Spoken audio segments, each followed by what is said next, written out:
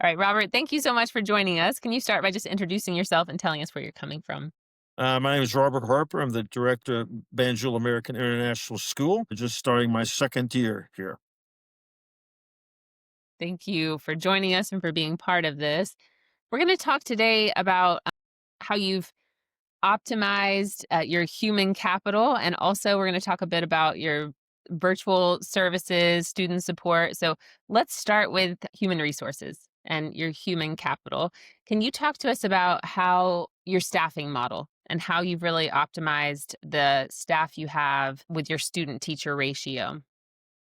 The student teacher ratio is pretty good. Most of our classes are probably anywhere from 6 to 12 students. Occasionally, they're a little bit larger. We will combine classes based on numbers from year to year, or we may split classes. The last couple of years, middle school has all been combined one class, grade 6, 7, and 8. Well, this year, our grade 6 was considerably bigger, so we split grade 6 off. We've also been fortunate to have some people arrive locally who, for example, we have one of our middle school, high school teachers is a Gambian gentleman who about a year ago, well, not quite a year ago, came back to the Gambia, but had lived in the United States for many years, got his degree from Mercer University in Georgia, had taught for several years in the public schools there in Georgia. So that was a blessing. Sometimes we're just lucky. We have another one of our other teachers who has just joined us this year who's a parent, not a certified teacher, but an attorney with a law degree, American, who again moved here a little over a year ago with her Gambian husband. So she teaches our upper school social studies classes. And so that's worked out very well. Another thing that we have done is you mentioned mine. And mine it was here for 5 years, did a really good job of taking this school. Coming out of COVID, school had a lot of financial issues. There was concern that about whether or not it would even stay open. Now to the point where, we're in a very solid position, more money to spend, a stronger budget, stronger enrollment. Then so we're actually able to invest more in teacher recruiting. So I actually went back to uh, job fair in Iowa back in January, and that's where I found the three people who have joined us who are really, really, really terrific. Also was able to help the board to see that they needed to do some things to improve the package, especially for new people coming in here, giving more credit for more years of experience, or improving, creating a shipping allowance, just some things like that that hadn't been there. And the board was very receptive to that, very supportive, and those really made a big difference, I think. And so we've just been very, very lucky in terms of some of the people who have come our way. And so um, it's kind of hard to plan for luck, but that's just, yeah, I mean, it happens that way. So you just have to, I don't know. And it's really saved us some money in terms of recruiting. So instead of having to bring an overseas hire, be able to, hire people locally that Yeah. are, for all practical purposes, are overseas hired teachers because they're coming from America. They're certified in the States. They have that kind of background. So we've been fortunate in that regard. Exactly. Yeah, it's great to be able to figure out and make those connections too. It's finding the people that are around too, right? Knowing who's there, them knowing you. Yeah. So that's really fortunate. Talk to me a little bit about recruitment. How do you go about recruiting teachers and retaining quality teachers? Just because small schools often face challenges with this. Well, a few things. First of all, we've teachers, especially locally hired people, have tended to be very loyal to the school. We coming out of COVID, and again, when we had all those financial difficulties, the board cut salaries 20% of everybody across the board, guards, maintenance staff, everybody. People stayed. People were loyal to the school, so that tells you something right there. But then 2 or 3 years ago, they gave back 10% of that. Okay. But they were still, salaries were still 10% lower. So coming into this year, we really didn't, I say we convinced the board, but it didn't take a lot of convincing. They understood that it's what they needed to do, but we restored the remaining 10% to their salaries. So now it's at least up to the levels it was before they got cut, but, there's still over the course of those 5 years, all the money they lost, and that still also only gets the salary levels back to where they were 5 years ago. Yeah, so when you look at other schools, it probably increased since then, but at least it's a start. So I think some things like that helped with, teacher retention. I think, in terms of recruitment, and just having a board to understand, the need to invest in that. Well, and so well, maybe in the past they had not really thought about it like that. I'll give you an example of how this. I'll tell you how this kind of played out. So I had a teacher. He was upper school English social studies teacher who, before the holidays, tells me that he has to resign at the end of the semester. Aging parents, has to go back to care for, and so on and so forth. So, it's unfortunate, but yeah, this sort of thing happens sometimes. So I'd already, I was not comfortable with, some of the, I guess, sources that had been used in the past for recruiting to find teachers from. The last 3 overseas hired teachers that had been hired before I arrived, including him, had all been hired, like, in May, June, maybe even one in July, and I just was not comfortable going back to some of those online sources. My experience has always been with the job fairs in the United States, but at the same time, knowing that a couple of those are really expensive, and a couple of them where the really high-powered schools go to, we're not gonna be able to compete with them. But just from my past experience with the University of Northern Iowa, I knew that the schools that were likely to go there probably didn't pay any more than we did, and that was pretty much the case. So I already had kinda set the school board up for this, I'm probably gonna need to go back to find the type of teachers that we want to have here. Well, then while I was back at home in the States for Christmas, got a message from our special needs coordinator that we had just hired. She was brand new, young lady, and she was doing fine, in terms of it was a new position for her. It was obviously a step up. Again, she was doing a good job, but she had an underlying health issue, which suddenly became significantly worse, and her doctor recommended to her that she not return after the Christmas break. And so now I tell the board, okay, now I have to go. I have to go to the job fair to recruit to replace these 2 people because otherwise, I'm not comfortable with other options, And so the thing that was, uh, a little bit of it was a concern, but it ended up actually working out very well. Not we didn't even have any. Not only did we not have money in the budget for teacher recruiting, there was not even a line item in the budget for teacher recruiting. So that will give you an idea of the kind of emphasis that's been put on it in the past, which was not a lot, in my opinion. Now, so because the registration deadline for the fair was approaching within a week or so, and I was going to be back before then, and then by the time I could actually get to a board meeting, and so just reaching out to my board members in our WhatsApp group and just explain, okay, this has happened, and this is what I need to do. I need you to create a line item agree to put a line item in the budget. I need you to put $10,000 in it, and they all chimed in. Sure, okay, no problem. We need to do this. We'll do it. Good decision. And that again, that gives you an idea of the board that I have, that they really, I guess, A, had a lot of confidence in me, and then B, saw the need to do that.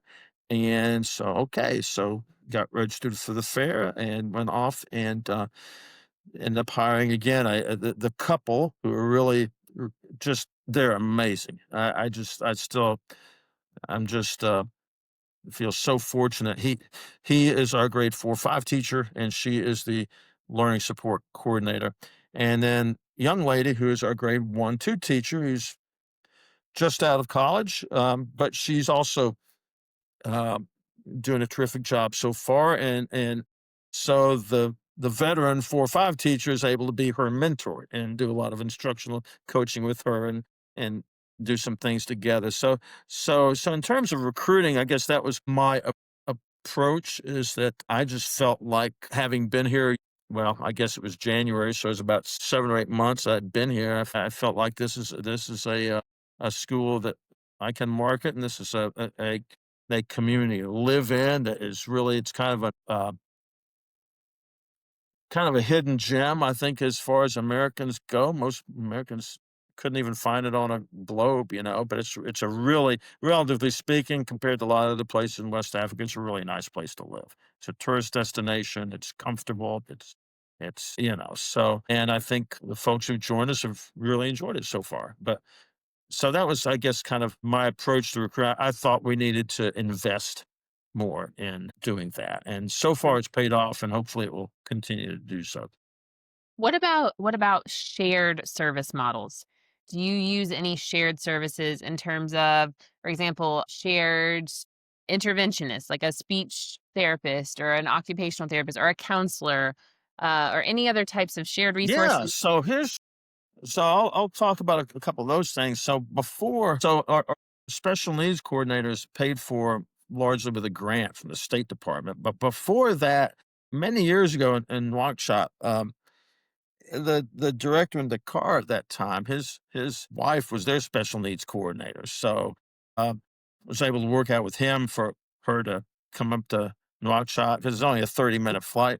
Come up 3 or 4 times a year. We paid for a plane ticket, and she could, help assess students, provide some, staff development for the teachers and so on. So that was, I guess, kind of a shared model. But that was one thing I had asked even in my interview. Well, why couldn't it be possible for, you know, there's a school in Freetown, a school in Banjul, a couple of schools to actually share a learning support person, and they would have their accommodations, their home would be in one community, and they would travel from time to time. So that's an option that I would be open to, but if the State Department grant money if that ever goes away, that would probably be and we couldn't afford to fund it out of our own budget entirely, that's something we would be receptive to.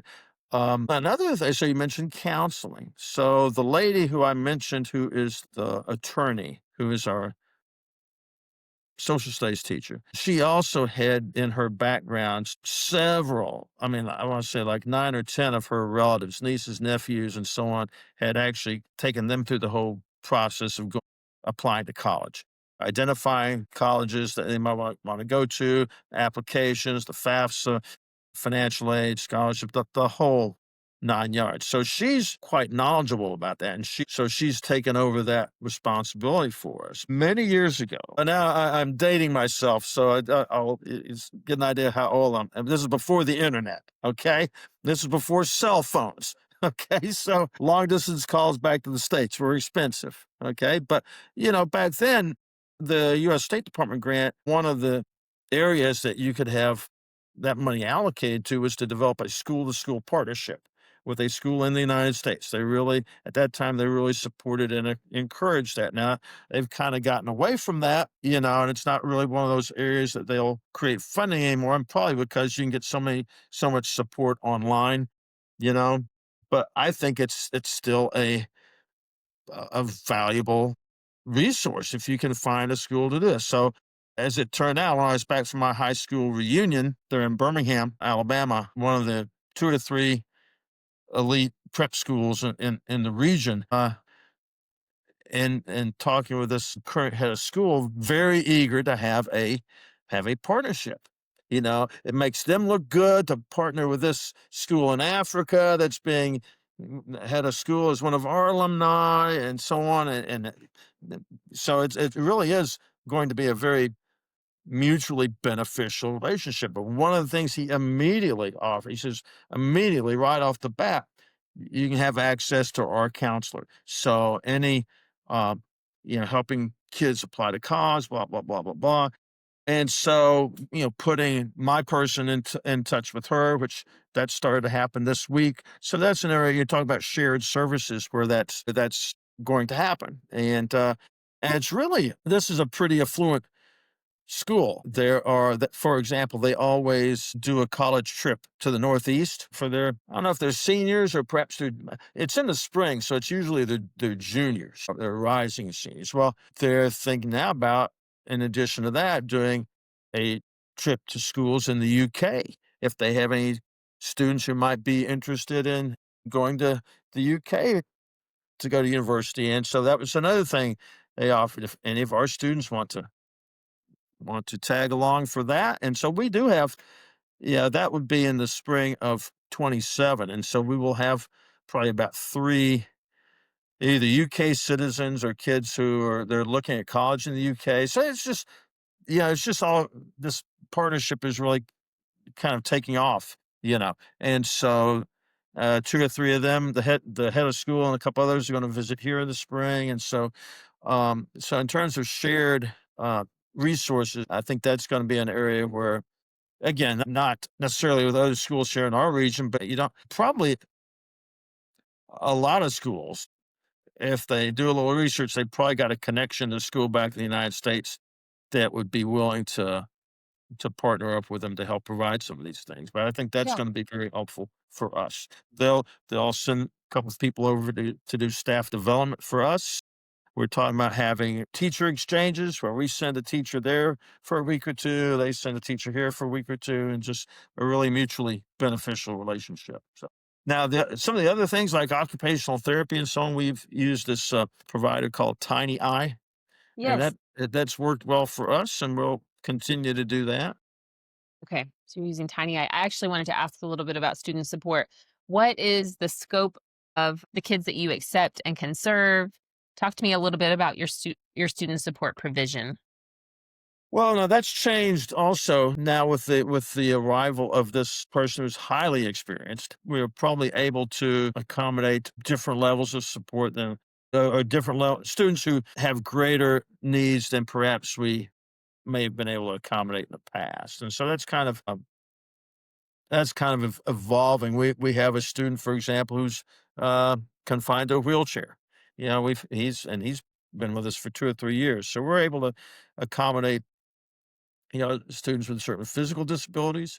If we are not able to accommodate students who are more profoundly disabled to the point where they require significant time out of class or in a one-on-one setting. We got inquiries about, and I think these were two different families in the States, and they may have had a Gambian connection, but they were thinking about moving here, and so they reached out this summer to inquire if we could meet their needs, but they were coming from schools that were not regular education. They were coming from special needs schools, and their needs were more profound than we could accommodate, so, uh, I don't know if that completely answers your question or not, but I would say that our ability to serve students is growing because of that learning support position that we have. And because you're utilizing like Tiny Eye for virtual support, so you can Yes. say yes to Yes. those kids as well. Do you Yes. have any alternative diploma pathways? No, we do not. Not at Okay. this time. We only Okay. have one diploma. Okay. Is it Now something that's on within the within radar? that within that pathway, they have to get 26 credits. Now, there's flexibility in terms of what courses they take. Some of the courses, some of the courses are going to be the same. They're going to be required, 10th grade English and so on. But once you get up into the upper levels, we have AP courses. We also from time to time have courses that are perhaps don't have that kind of rigor. But as far as the actual diploma, we only have one. Okay. Great. And it's good to know you have that one staff member now, at least that's heading the student support Yes. department. Yep. That's fantastic. And Okay. she's very, experienced in terms of writing individualized learning plans, so Mhm.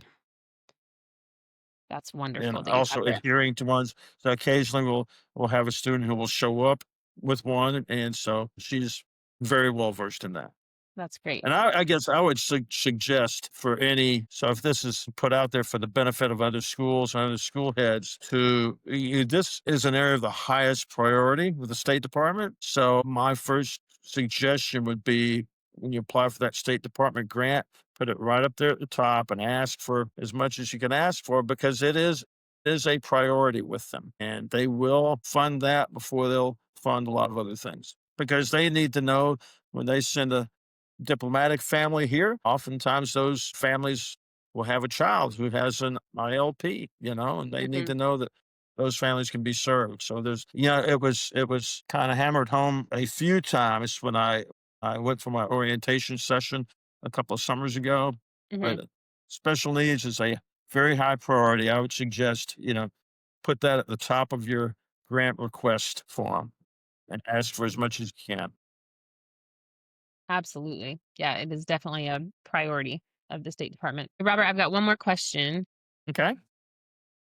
In terms of online programming, any types of online programs, I should say, have you are you engaging in any online high school programs, any types of online. We have in the past, we have used a course program called Admentum, especially our high school is only about 5 years old. Mhm, And so early on, when we were just getting the high school going, there was a lot of reliance on that. We've tried to get away from that for regular high school students, thinking that, okay, you need an elective. Okay, I've got a science teacher that's teaching environmental science. There's your elective. You can take environmental science rather than put you somewhere on the laptop doing something else independent. It's going to look better on your transcript. It's just better for you all the way around.